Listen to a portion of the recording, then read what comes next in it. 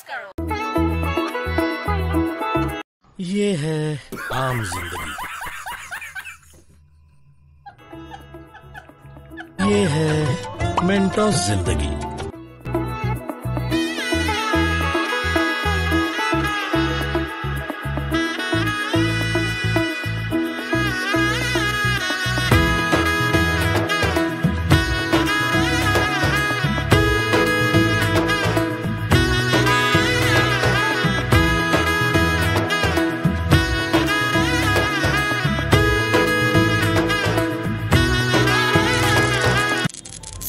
Hello everyone, good evening. কেমন আছো তোমরা? আশা করি ভালো আছো, আমিও বেশ ভালো আছি। তো আমি পল্লবী তোমাদের সামনে নিয়ে চলে এসেছি আবারও একটা নতুন দিনের নতুন ব্লগ।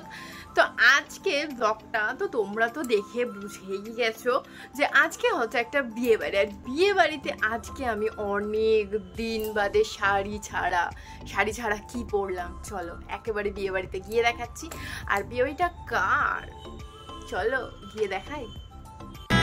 এলো এলো এলো কি গোধূলি জীবনে, ডানা মেলে 100টা প্রজাপতি মনে।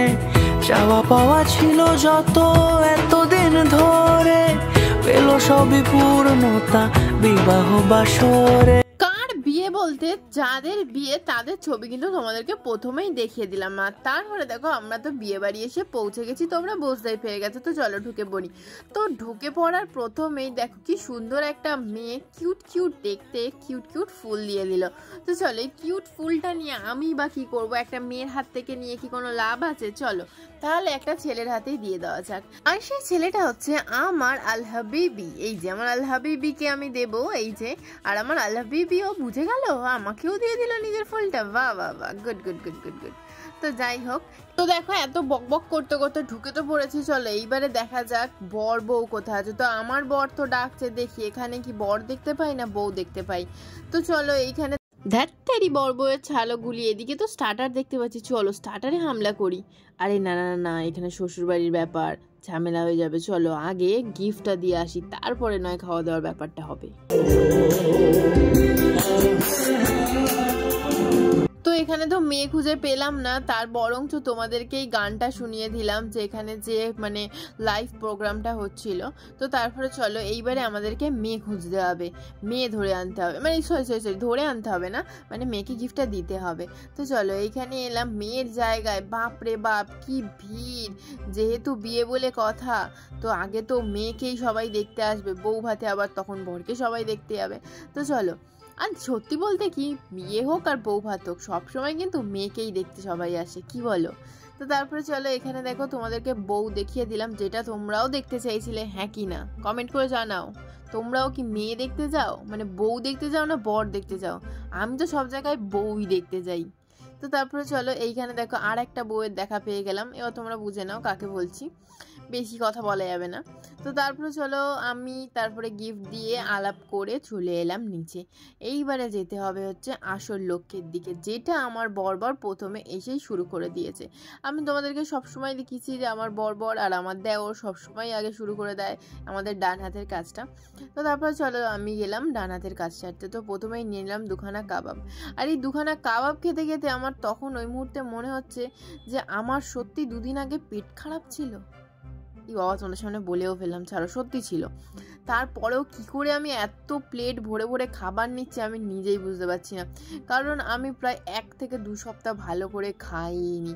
বিশ্বাস করবে না, জল ভাত এইসব খেয়েছিলাম, আর তার সামনে যদি এইসব খাবার আসে প্রায় 1-2 সপ্তাহ বাদে, তার আর কি অবস্থা হবে বলো? কিচ্ছু করার ছিল না, আমার খেতে হতোই, আমার মন সায় দিত না।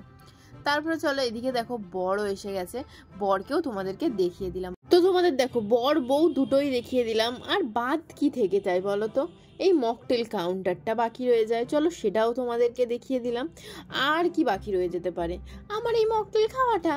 তো এই মকটেলে আমি নিয়েছিলাম হচ্ছে এই ব্লু কালারের কিছু, ব্লু হেভেন টাইপের, আমি জানি না এটা কি নাম দিয়ে দিয়েছি ব্লু হেভেন, তোমরা নিজেরা ডিসাইড করে নাও এটা কি হতে পারে। তো তারপরে চলো আমরাই চলে গেলাম হচ্ছে খাবারের জায়গায়, কারণ বিয়ে বাড়িতে তোমাদের বর বউ দেখালাম, তারপরে কাউন্টার দেখিয়ে দিলাম স্টার্টার থেকে শুরু করে মকটেলেরও। তো এইবারে শুধু বাকি রয়ে যায় এই মেন কোর্সের খাবার। কাউন্টারটা, চলো এটাও তোমাদের দেখিয়ে দিই। তো প্রথমেই দেখো স্টার্টারও এটাকে বলা চলে না, এটাকে কী বলা চলে আমি নিজেও জানি না, স্ন্যাক্স বলে কি বলে আমি জানি না। তো তারপর চলো এখান থেকে এই যে চাউমিন থেকে শুরু করে হোয়াইট পাস্তা থেকে শুরু করে সবই নিয়ে নিয়েছিলাম। আর একটা স্পেশাল জিনিস ছিল, সেটা তোমরা মিনি ব্লগে গিয়ে দেখতে পাবে। আর এখানে দেখো তোমাদের মেনুও দেখিয়ে দিলাম।